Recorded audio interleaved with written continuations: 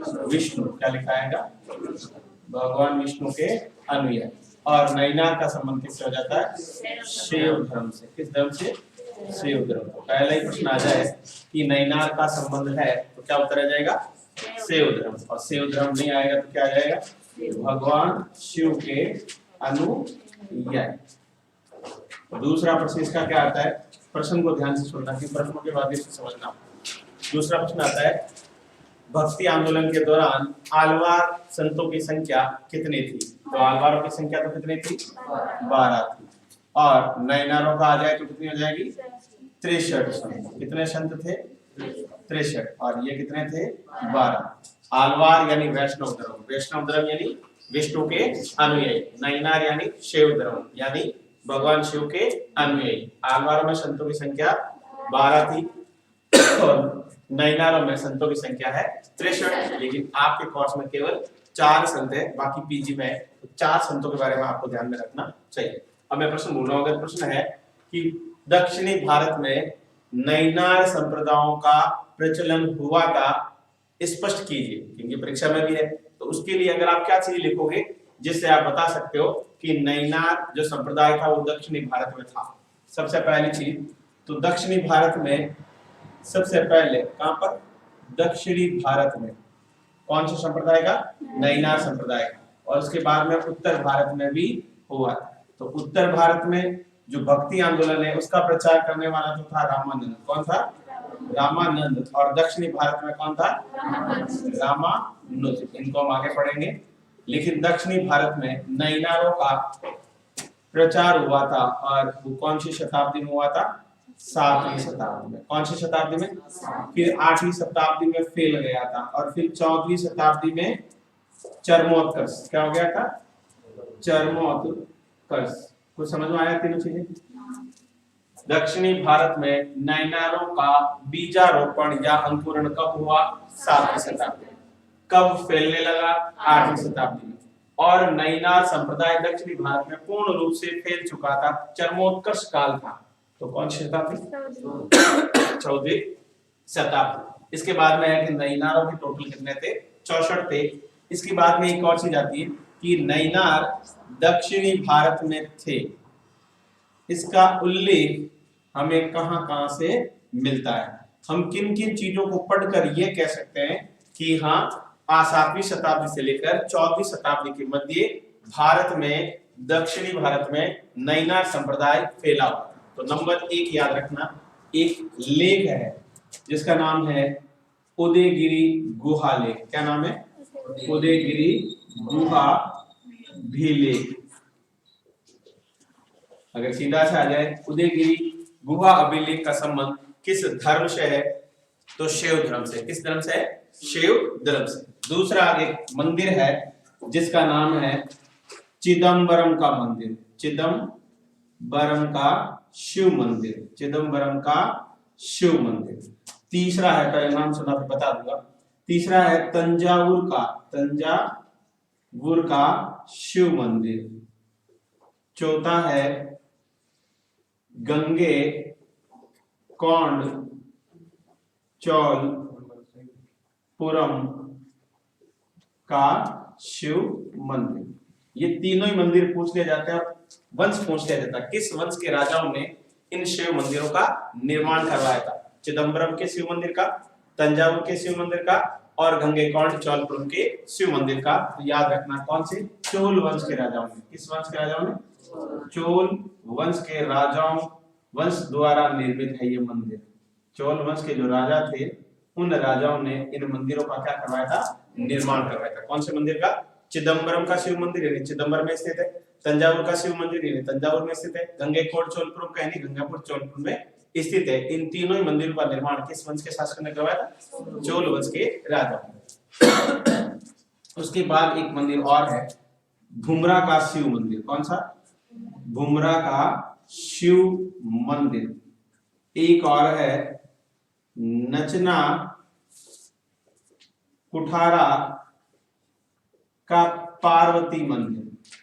कौन सा, नचना कुठारा का पार्वती मंदिर। और 2 विद्वान थे, उन विद्वानों के आधार पर हम क्या कह सकते हैं कि दक्षिणी भारत में कौन सा संप्रदाय था? शैव संप्रदाय। ये मैं क्या लिखवा रहा हूँ? ये लिखवा रहा हूँ कि क्या दक्षिणी भारत में नैनार संप्रदाय था? उत्तर अगर हम देते हैं हाँ, तो हाँ का अगर कोई बोलता कैसे, आपने किसके आधार पर कहा कि दक्षिणी भारत में नैनार संप्रदाय था, तो आप क्या कहेंगे? उदयगिरी का जो गुहा लेख है उसमें भगवान शिव के संबंधित मूर्तियां बनी हुई है, उसको देखकर हम कह सकते हैं कि दक्षिणी भारत में कौन सा संप्रदाय था? नैनार। और ये जो मंदिर है, ये सारे के सारे मंदिर किसके समर्पित किए गए? भगवान शिव को समर्पित करके बनाए गए, और भगवान शिव के अनुयायी को उन्होंने क्या कहा था? नैनार। इसीलिए भी कहा जाता है कि दक्षिणी भारत में कौन सा संप्रदाय था?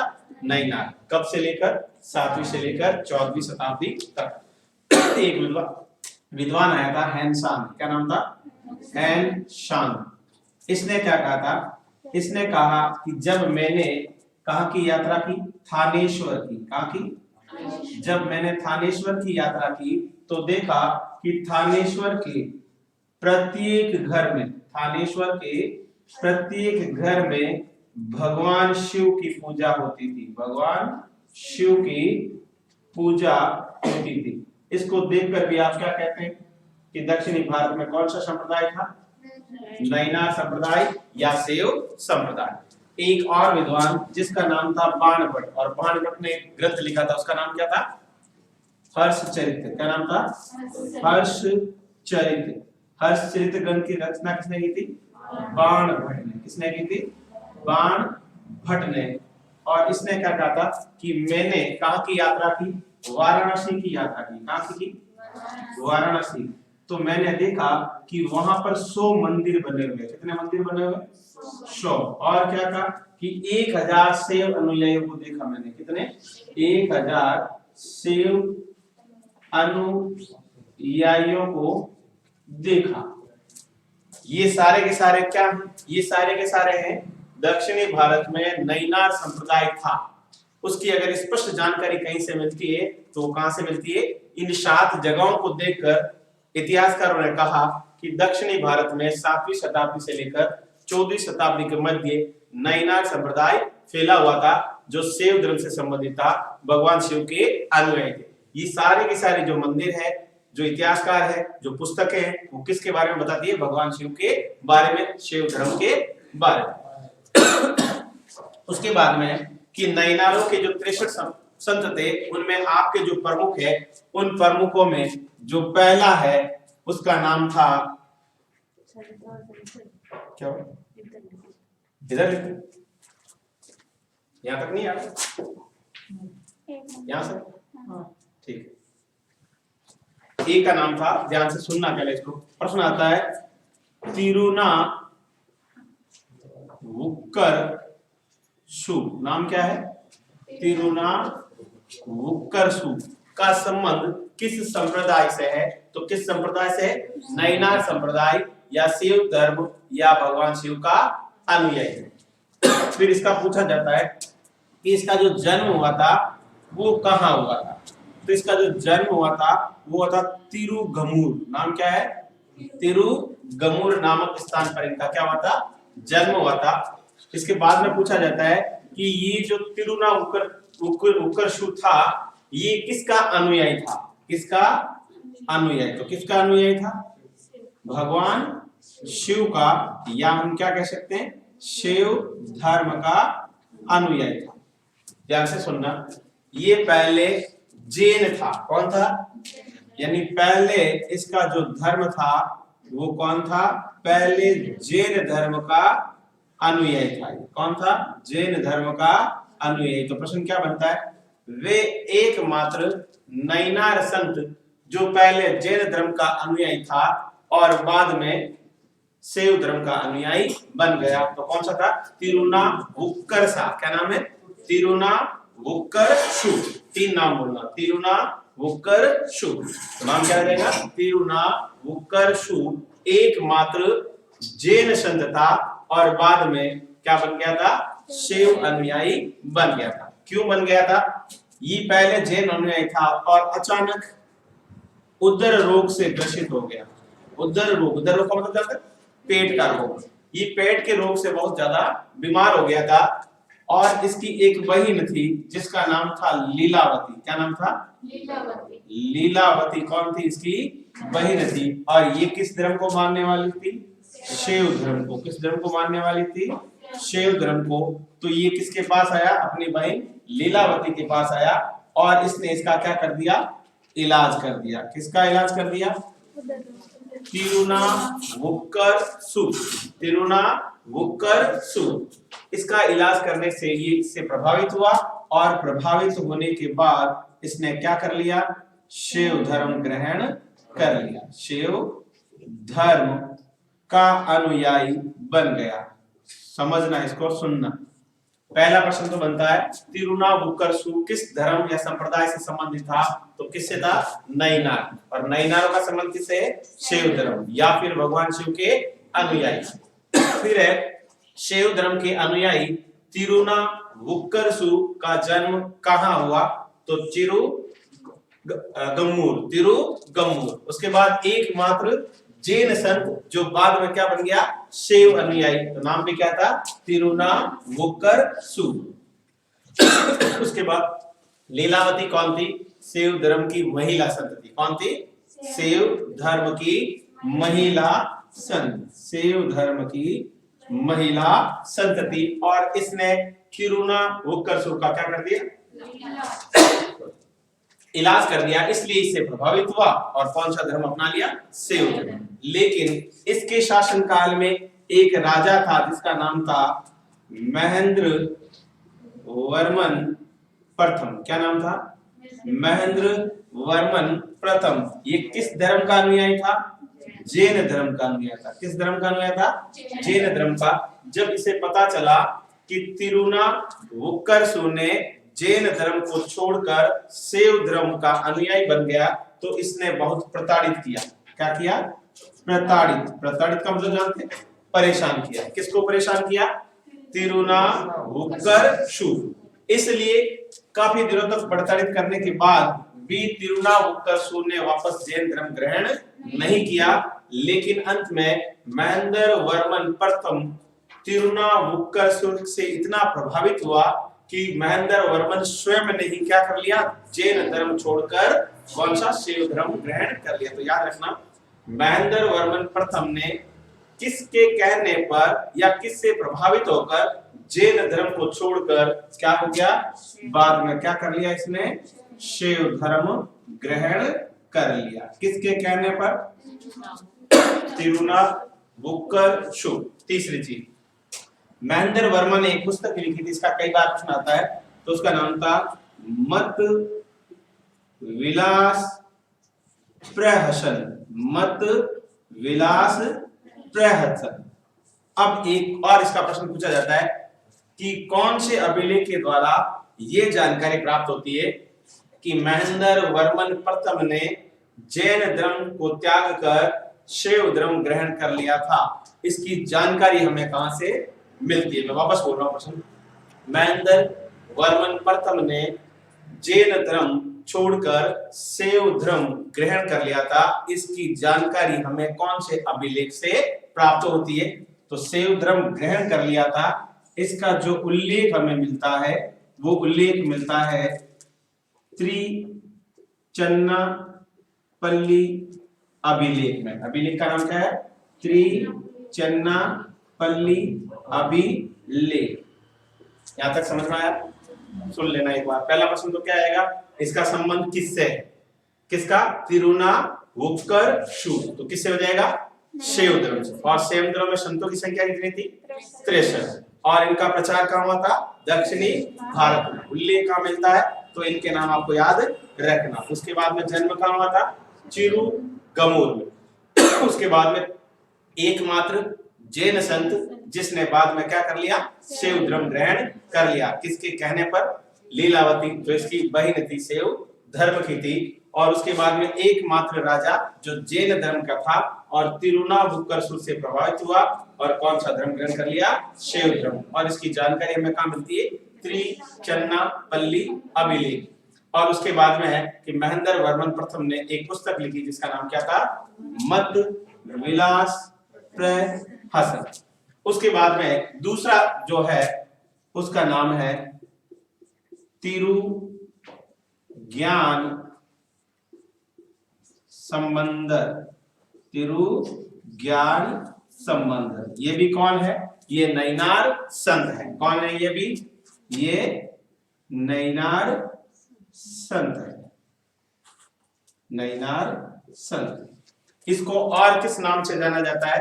इसको अप्पार के नाम से जाना जाता है। इसका अन्य जो नाम है वो क्या नाम है? अप्पार। क्या नाम है? अप्पार। दूसरा, इसकी एक मूर्ति बनाई थी, उस राजा का नाम कई बार आपसे पूछा जाता है कि तिरुज्ञान समंदर की भगवान शिव के मंदिर में मूर्ति बनाकर इनकी भी पूजा प्रारंभ कर दी गई थी। तो एक राजा था जिसका नाम चोल शासक, क्या नाम था? चोल राजा या चोल शासक, जिसका नाम था परांतक प्रथम। क्या नाम था? परांतक प्रथम। इसको क्यों जाना जाता है? परांतक प्रथम ने क्या किया था? मूर्ति बनाई थी। किसकी मूर्ति? तिरुज्ञान समंदर, जो नैनार संत था, इसका अन्य नाम अपार। तिरुज्ञान समंदर से इतना प्रभावित हुआ चोल राजा परांतक प्रथम, इसने भगवान शिव के मंदिर में तिरुज्ञान समंदर की मूर्ति बना दी और भगवान शिव के साथ में तिरुज्ञान समंदर की पूजा भी प्रारंभ करवा दी। मूर्ति बनाई और साथ में क्या कर दिया? पूजा भी प्रारंभ। कहाँ बनाई मूर्ति? भगवान शिव मंदिर में, भगवान शिव के मंदिर में। यहाँ तक कुछ समझ में आया? तो दोनों को याद रखना और दोनों के बाद आगे बढ़ाता हूँ। लिखो। उसका नाम है सुंदर मूर्ति। क्या नाम है? सुंदर मूर्ति। इसका एक दो ही प्रश्न आते हैं इसके अलावा आज तक नहीं है। पहले सुन लेना। सबसे पहले तो इसका नाम सुंदर मूर्ति क्यों पड़ा? तो ये अत्यधिक सुंदर था। क्या था? अत्यधिक सुंदर होने के कारण इसका नाम भी क्या रख दिया? अत्यधिक सुंदर था, इसलिए इसका नाम रख दिया सुंदर मूर्ति। दूसरा, इसका जो प्रश्न आता है वो आता है, एक तो इनकी उपाधि आती है। क्या आती? उपाधि। और उस उपाधि का नाम है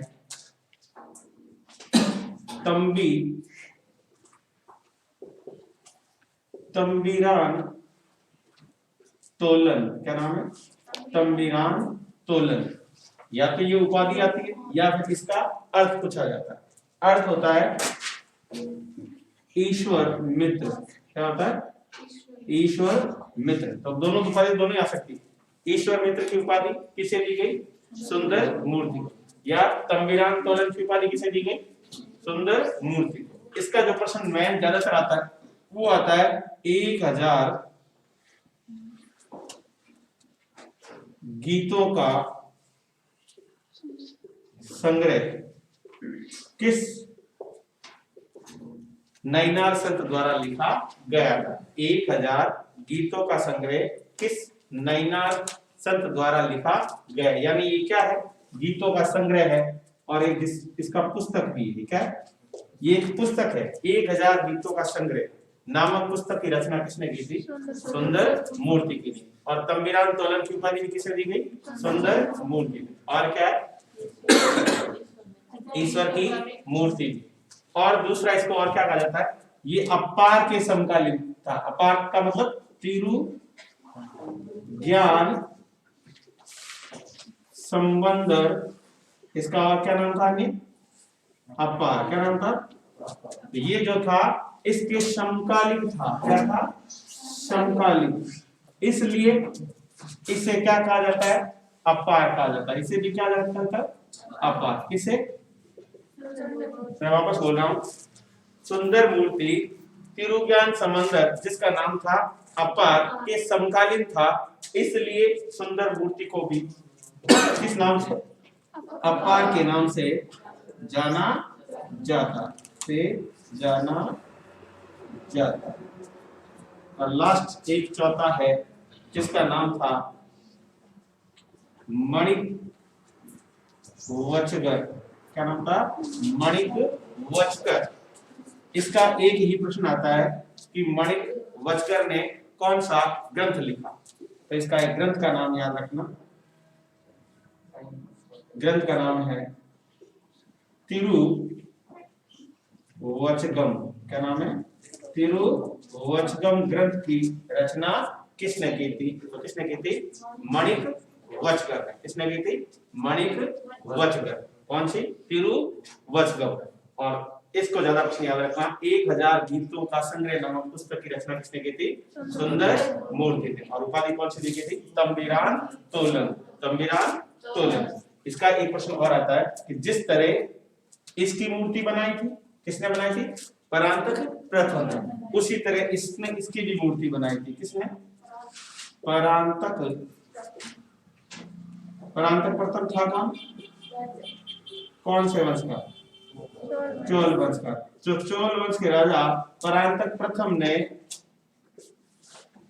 इनकी भी मूर्ति बनाई। इनकी भी मूर्ति बनाई और इनकी भी शिव मंदिर में पूजा प्रारंभ कर दी। और इनके शासनकाल में जब भी जुलूस निकलता था भगवान शिव का, तो उस जुलूस में इनकी मूर्तियों को भी रखा जाता है। तो याद रखना, परांतक प्रथम ने 2 विद्वानों की मूर्ति, एक तो किसकी? तिरुज्ञान समंदर की, और दूसरा सुंदर मूर्ति की। इन दोनों की क्या बनाई गई थी? मूर्ति। बस नहीं ना खत्म। लिखिए कल और है।